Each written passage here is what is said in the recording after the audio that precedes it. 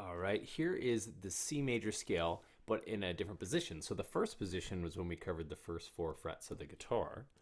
Now, if we bring our hand, our forefinger, 1, 2, 3, 4, up, starting with our forefinger spread, starting from the 2nd fret. So if we're ever on the 2nd fret, we would use the first finger, pointer, 2nd finger, middle,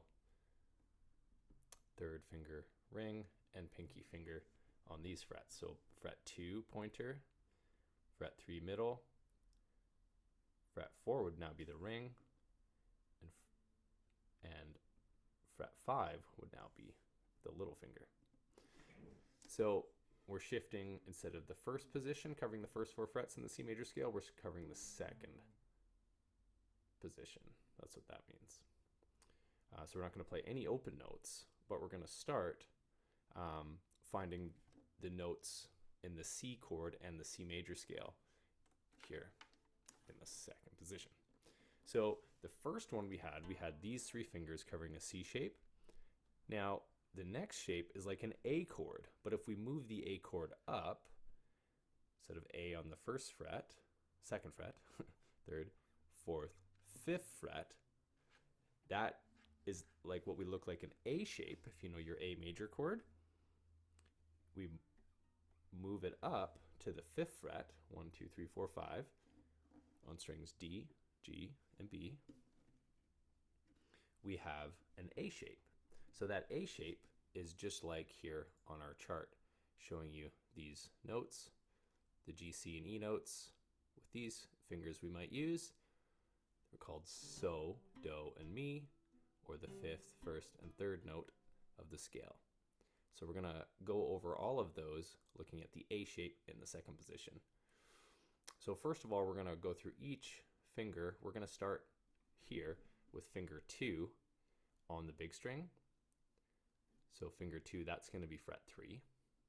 Then finger 4 goes to fret 5. Then finger 1 on the string beside it, fret 2. Finger 2, fret 3. Finger 4, fret 5. Next string, finger 1, fret 2. Finger 2, fret 3.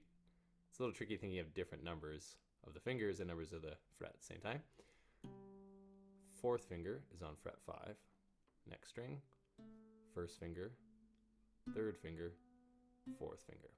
Now here we shift positions. So instead of having the first 4 fingers covering the 2nd fret, we're going to bring them all up starting at the 3rd fret. So now our 1st finger, or pointer finger, is on fret 3. Then our 3rd finger is on fret 5. Our 4th finger is on fret 6. Then the small string, fret finger 1. And you know what? That should actually probably be a finger 3 there, but I labeled that as a 4. Mistake.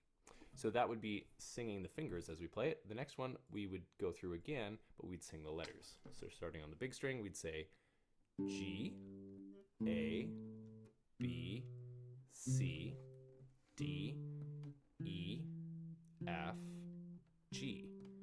A, B, C, D, E, F, G, and A. Now the next string is solfege, the next chart.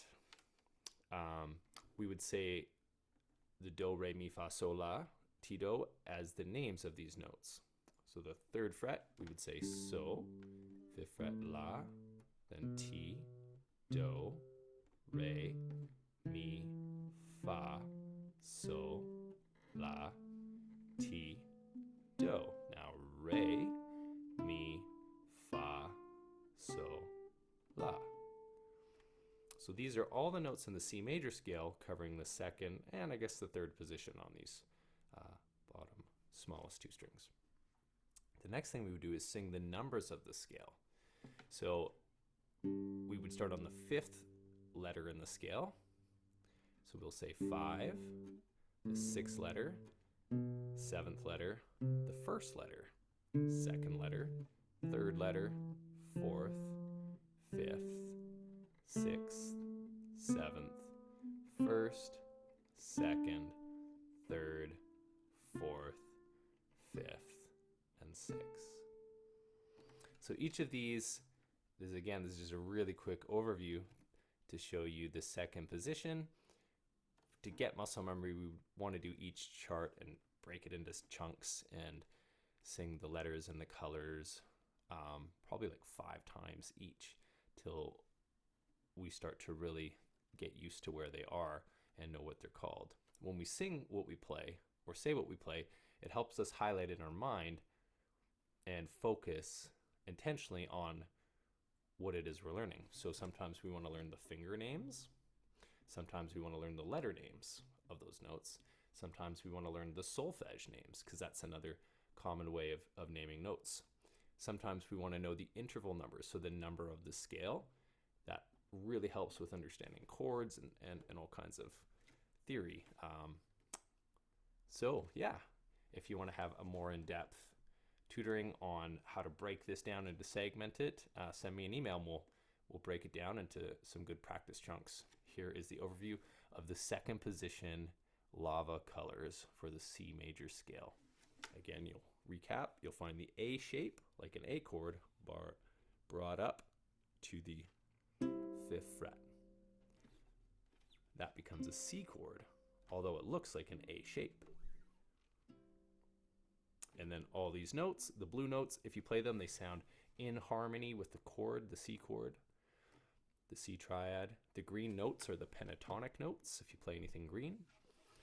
The orange notes are the tense notes of the C scale, known as the B or the F, or the T or the Fa notes, or the 7 and 4 notes in orange.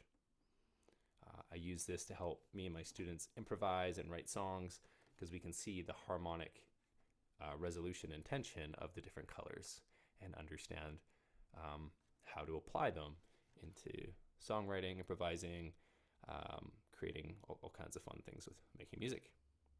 Have fun.